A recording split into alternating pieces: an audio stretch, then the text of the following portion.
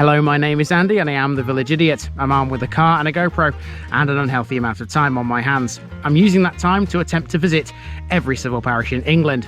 You're watching the Newark and Sherwood series, a district of 84 civil parishes right in the centre of Nottinghamshire. Come with me as we delve into one of them. Alright, today in Newark and Sherwood we're beginning outside a church which also doubles as this village's community centre. That is St Helena's Church and Community Centre for the parish of South Scarle.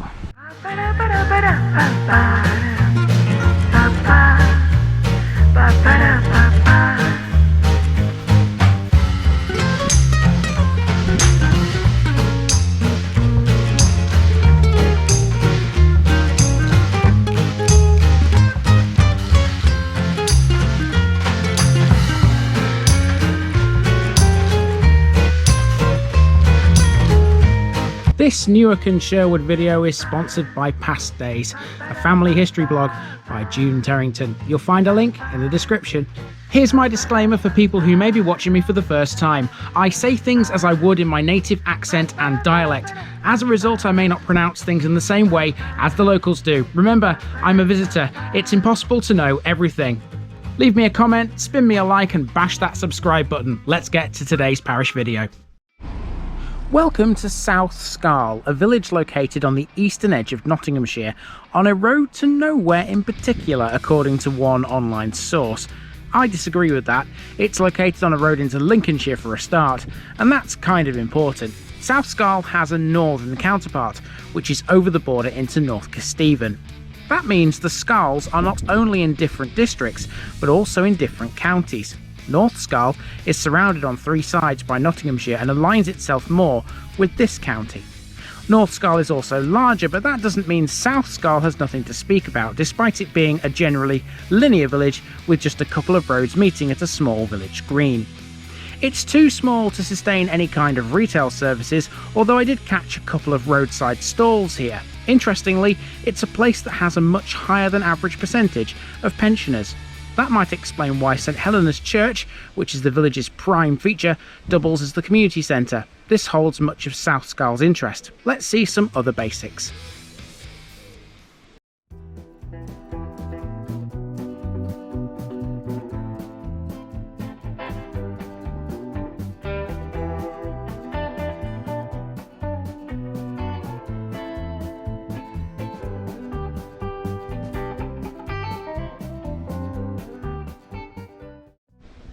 Parts of the church fabric date from the 12th century and may include older portions.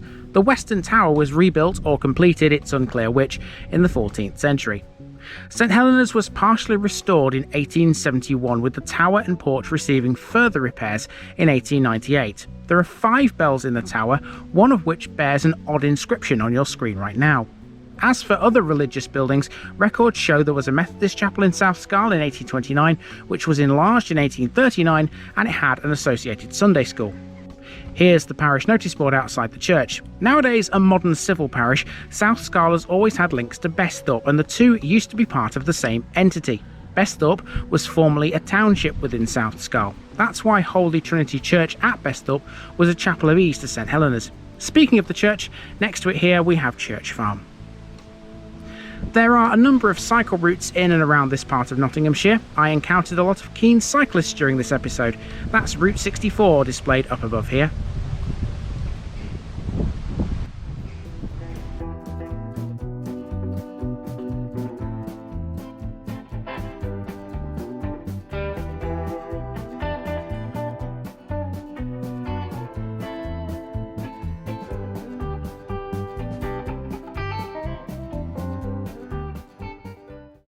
There's some kind of event at the community centre today, it seems, because a lot of people are going in that direction, parking outside the church, heading into the church. So I wonder what's going on. Probably some local club or something. Anyway, we've come to a small green area now. This is quite nice. Look at this bunting.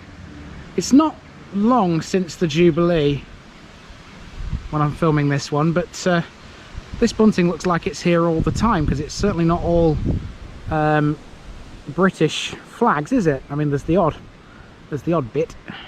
This one here looks like it's been made from like old tea towels and tea cloths and tablecloths and things.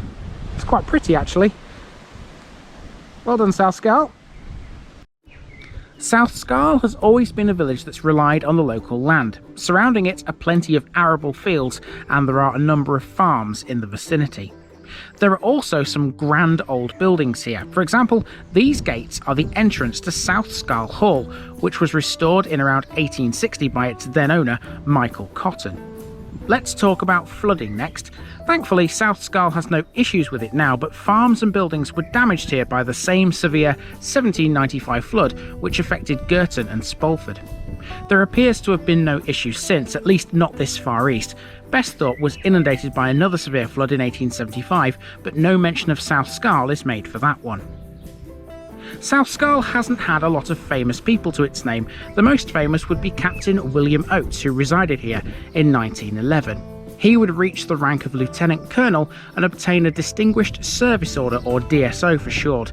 There's a portrait of the man himself online. He would die in Newark in 1942. Now this one's got a phone box, an old red phone box. In Collingham last week we saw one that actually still had a phone, a working telephone. You don't see that very often. This one doesn't look like it's got a phone in it. In fact, disappointingly, it looks like it's got nothing in it. I think it's just an empty shell. Yeah, there's nothing in it. No book exchange, no defib machine, and no phone. That's a little disappointing.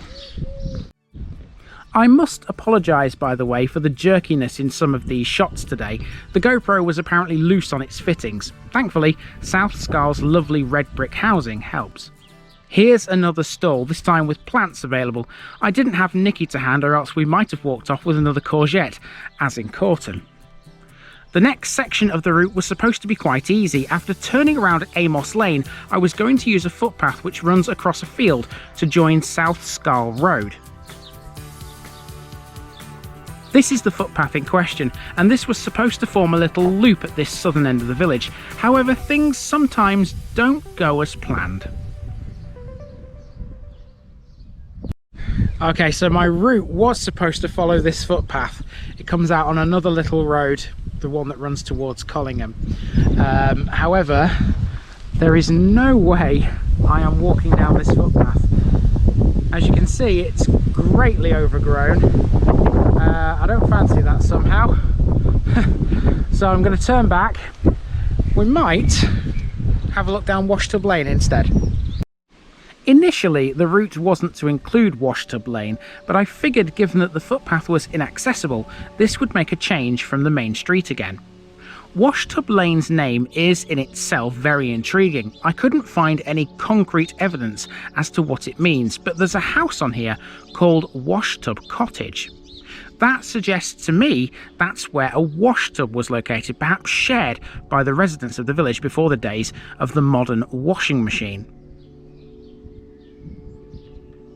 Also, despite my best efforts, I couldn't 100% confirm what the name Scarle means either. I found a loose definition stating that it may be derived from scarlet, a type of fine medieval cloth. However, that seems unlikely given South Scarle has been around for centuries. In fact, there have been plenty of ancient finds in this village, mainly in and around the vicarage. We're almost at the end now, and just about the only major thing this route didn't pass was the cemetery, which can be found by continuing down Church Lane towards Besthorpe on the left-hand side. So had I have been able to follow that footpath and it wasn't overgrown, it would have come out here. There, look. And I would have walked down the road towards the church and the green from this point. And as it is, it's ended up being the final stop in this replanned route, and it's a bus stop. This is typical of Nottinghamshire, isn't it? Nice wooden bus shelter. Seen these a few times. There's even a little perspex window so you can see when the bus is coming. Speaking of the buses themselves, there's a timetable somewhere. Where did I see it? Around here. There we go. 367 is the bus you need to get out here between Newark and Harby. There you go, and that's it. That's South Scarle for you. I don't think this one needs a picture bit, to be fair, because there isn't really anything else to show you. The parish boundaries don't cover that much land, so there's not much around it. So this is pretty much where I'm going to sign this one off. So I'll move on to my next one from here. I've been Andy, also known as the Village Idiot, and this has been the Parish of South Scarle. And I'm out.